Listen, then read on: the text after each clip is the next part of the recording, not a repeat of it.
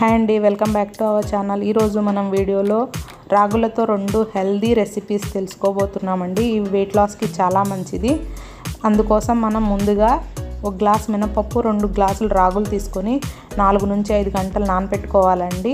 వీటిని నానపెట్టుకొని మంచిగా శుభ్రంగా వాష్ చేసుకొని, రాగుల్లో మట్టి ఉంటుంది కాబట్టి శుభ్రంగా వాష్ చేసుకోవాలండి.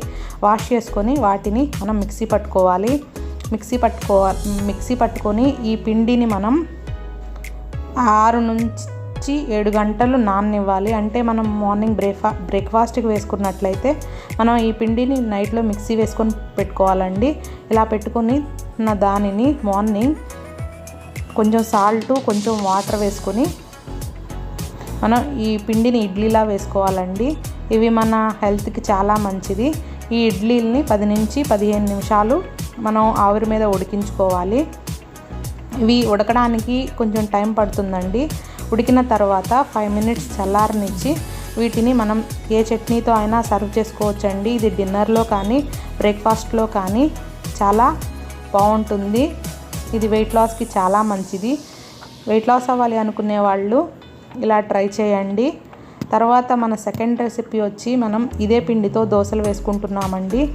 మనం ఈ పిండిలో కొంచెం వాటర్ వేసుకొని దీన్ని దోశలాగా వేసుకోవాలండి. 2 వైపులా ఎర్రగా కాల్చుకొని దీన్ని ఏ చట్నీతో అయినా సర్వ్ చేసుకోవడమేనండి. ఇది కూడా బ్రేక్ఫాస్ట్లోకి చాలా బాగుంటుంది. వెయిట్ లాస్ అవ్వాలి అనుకునే వాళ్ళు బియ్యంతో చేసిన ఇడ్లీ దోశలు మానేసి జొన్న ఇడ్లీ కానీ, జొన్న సజ్జలతో చేసినవి కానీ, రాగులతో చేసినవి కానీ తీసుకోవడం వల్ల మనం ఈజీగా వెయిట్ లాస్ అవుతామండి. ఇది షుగర్ వాళ్ళకు కూడా చాలా మంచిదండి. మీరు కూడా వెయిట్ లాస్ అవ్వాలి అనుకుంటే ఇలా తప్పకుండా ట్రై చేయండి. ఈ వీడియో నచ్చితే ప్లీజ్ లైక్ చేయండి, షేర్ చేయండి, సబ్స్క్రైబ్ చేసుకోవడం మర్చిపోకండి. ఇలాంటి మన ఛానల్లో డైట్ వీడియోస్, రెసిపీస్ కూడా ఉన్నాయి. కావాలంటే ఎవరైనా వాచ్ చేయండి.